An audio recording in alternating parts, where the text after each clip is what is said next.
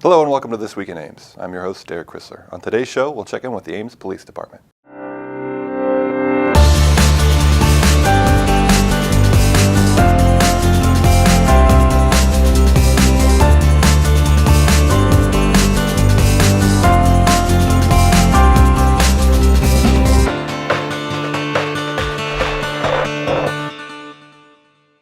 My guest today is Community Resource Officer Eric Snyder. Eric, welcome to the show. Thank you.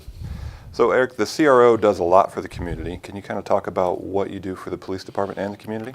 Sure. So I'm a resource to the community, a connection and a liaison between neighborhoods, student organizations, student groups, various community groups, and the police department. So I do a lot of things. I wear a lot of different hats. I have a very versatile role within the police department. Basically, I'm the catch-all. If you come with a question for the police department that we don't have a specific person set to answer, it's probably going to come to my desk to find a creative way to solve the problem or bring somebody else from another portion of the city or even another organization in to help solve the problem. A lot of people might recognize you from different community outreach events like National Night Out and different things like that. If I had an organization that wanted to have you come speak, what all is entailed with that? Yeah, we do a lot of different outreach type events. We do some where we are the show, we go do a talk. We also do some where we just are there to interact with the people, to gain trust, to build relationships. But you could just contact the police department, ask for the community resource officer, and they would get you through to me. 239-5133 is our non-emergency number, and I can set you up with either myself or somebody else from our department that could come out and be at the outreach event. Now, as the weather gets warmer, we're all excited to be outside, but we'll see a lot more bicyclists and pedestrians out on the streets. Do you have any tips for us about how we can all get along on the roads? I have all kinds of tips for you. So we have a campaign, if you haven't heard of it, it's called Bike, Walk, Drive, Smart. We have a website with a lot of information. We've launched several videos. We have campaign materials. There's a lot of information out there on this program. But the whole program revolves around respect. It's building safety within the community through respect. So just respect your fellow traveler. Treat them like you would want to be treated, no matter what mode of transportation you're using and what mode of transportation they're using, and try to be predictable, and hopefully we will all be safe doing that. But cityofames.org/Bike Walk Drive Smart is a website. Tons of information on that website. You will see more about that coming out soon.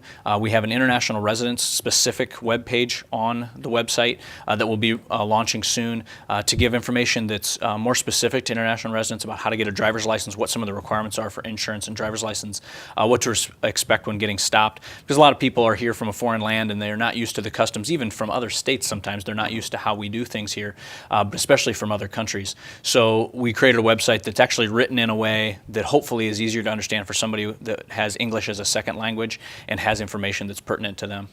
I have seen those videos. They're actually quite good. Award-winning, I might even say. Yeah, the people here at Ames Channel 12 do a fantastic job. I like to think so. Now, speaking of videos, there's a new series coming out. It's actually already released. It's called Quick Tips. What are you guys doing with that?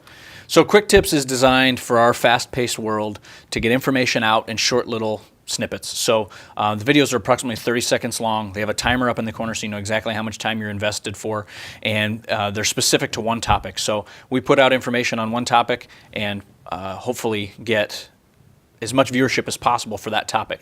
If you decide that the topic's not for you or you're not interested, you could move on, or you could stick around for 30 seconds and find out if you're going to learn something. And it's only 30 seconds out of your day. You've probably wasted more on less. And there's some fun stuff at the end of those videos too, so I highly encourage people to stay. We do try to make them fun. We try to throw some little eggs in at the end here and there, something that you might get. They're fun. It's a fun way to get good information out. Speaking of fun, the police department is recruiting. Now, you've been an officer for how long? About 11 years. 11 years. So what can you tell me about a typical day for an Ames police officer? There isn't one. We do a variety of things, and everything is different. As much as the world around us changes, the daily life of an officer changes because of that. Because imagine the number of people that we have in this town, all of the changes that go on in the world and how those affect people differently. The possibilities are endless of the things that we're going to do in any given day.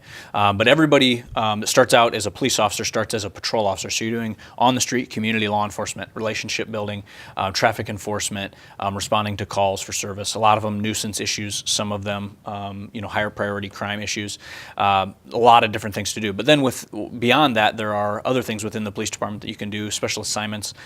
It's a big enough city that we're busy and we have a lot of things to do, but it's a small enough department that you have the opportunity to do a lot of those different things. So I'm an instructor in several different things. A lot of our officers are instructors or experts in a variety of different topics. And then we have all kinds of special assignments, school resource officer, community resource officer, detectives, drug task force, a lot of different specialties that you can go into, and you can jump from one to another throughout your career and hold different special assignments and do a lot of different things for the community. And you didn't necessarily have the most, what you would say, typical career path to become a police officer. Like, you didn't go to school to become a police officer, did you? No, I didn't. I actually went to Iowa State University for exercise science. So I was in strength and conditioning, personal training before I started this, and I was watching cops and thought, that looks like a fun job. And sure enough, it is. It's not exactly like cops, but No, yes. there are some days that are. I bet there are. So, fun question here at the end. Who's your pick to win the NCAA tournament? I actually picked Villanova to win the whole thing, but surprisingly, I never do this, but surprisingly, I did put Iowa State in my Final Four. They're getting beat by UCLA in the Final Four. Not a bad pick. I think that's fair. I think people will say that's fair. Villanova, a good favorite to repeat. Well, Eric, thank you for coming on the show. I know you have a lot of things on your plate, and we appreciate the time. Thank you. If you'd like more information about anything we discussed here or to check out those video series, be sure to follow the Ames Police Department on their Facebook and Twitter pages, or you can check out their website at www.cityofames.org/police. Well, that's all for this week. Be sure to tune in next week for This Week in Ames.